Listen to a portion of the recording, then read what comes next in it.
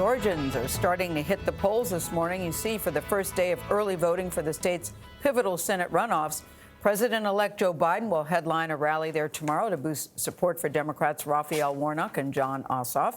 They are looking to unseat incumbent Republican Senators Kelly Loeffler and David Perdue. This is a very significant race because these two runoff elections will determine which party controls the U.S. Senate. Stacey Abrams, a Democrat and founder of the voting rights organization Fair Fight, joins us now to discuss. Good morning to you, Stacey Abrams. Good to see you. Big day in Georgia, too, today as the early voting begins. Good morning, and we're very excited. I was wondering about your excitement. Listen, you had a record 5 million people who voted in Georgia, turning this presidential election for the first time in a very long time blue. But this time, President Trump and President-elect Joe Biden are not on the ballot. So how in the world do you keep the momentum going? Because COVID relief is on the ballot. Access to jobs, access to justice, and there's a very stark contrast between the candidates.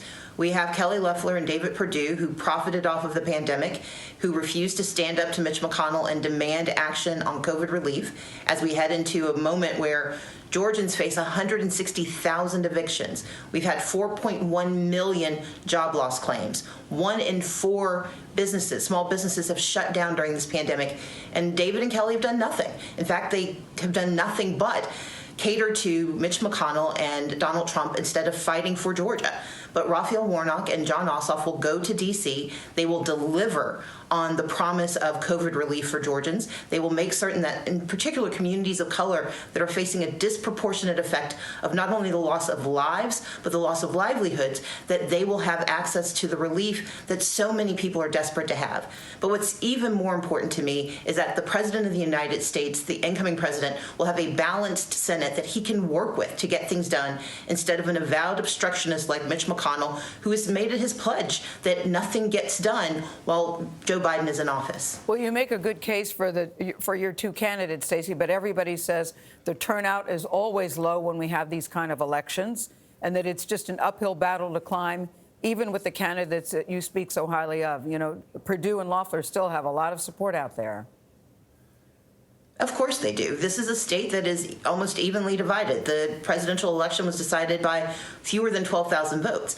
But what's at stake isn't divisive. What's at stake is making sure that we have relief for our communities. And we know that people are taking this seriously. 1.2 million Georgians have already requested absentee ballots. 1.3 million requested ballots during the November election. But what's so exciting is embedded in that number. Of that 1.2 million, 85,000 of those applications for mail-in ballots come from voters who didn't vote in November, and they are disproportionately voters between the ages of 18 and 29, and disproportionately people of color. And when we start early voting today, we have every belief that we're going to see a turnout that is unlike anything Georgia has seen. We have the investment, we have the momentum, and what's so important is that we have a mission, and that is to serve Georgians by sending 2 real servants to D.C. Well, Vice President Pence is urging Republicans to not only vote early, but vote by absentee ballots. That certainly is a big turnaround from what we had in the presidential election. Do you think their strategy will work this time? Will make a difference? I don't know. I'm not sure. I don't try to dissuade anyone from voting, and certainly not from voting by mail. But Donald Trump has spent the last month doing nothing but undermining the electoral system in Georgia. Just last night, he sent out another tweet undermining the system. And unfortunately, we know that it has had an effect on certain voters. My belief is, though, that there are enough voters who want progress, who want good for their families, who are going to suffer through this season of cheer by trying to figure out if they can put food on the table. Mm-hmm. And that's the kind of thing that we need to be talking about. We need to talk about what the future looks like, and the only way we're going to get to that future is if we replace Mitch McConnell and if we have 2 new U.S. senators who are going there not only to work for Georgia, but to work for a better America. Well, the president, as you know, has not conceded the race, certainly hasn't conceded in Georgia, and Republican officials are comparing his refusal to concede to your refusal to concede when you ran for governor of Georgia. Is that a fair comparison? Not at all. Let's begin with the fact that I acknowledged the legal sufficiency of the election in my speech. That was the first thing that I did. I refuse to concede that a system that stole votes from Georgians was legitimate.